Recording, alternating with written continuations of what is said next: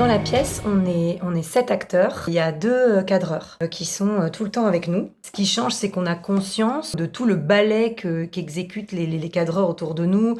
Vraiment des mouvements extrêmement précis pour filmer à 2 caméras et ne jamais rentrer dans le champ de l'autre cadreur.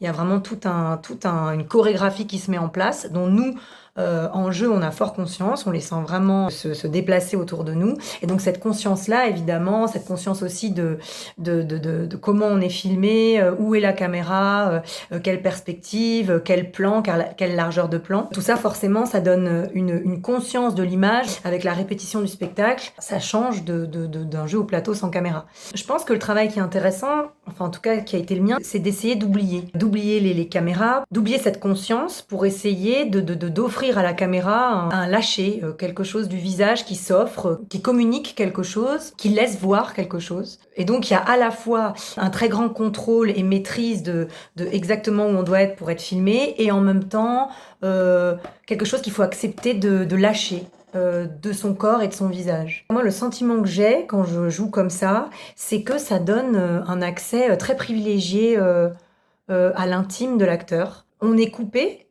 des spectateurs par le décor, souvent derrière des châssis, mais le fait d'être comme ça, filmé souvent en très gros plan, très très près, on voit la peau des acteurs, on voit les pores des acteurs. Je trouve que ça crée une proximité et ça ouvre un canal émotionnel que moi je trouve très intéressant et très précieux.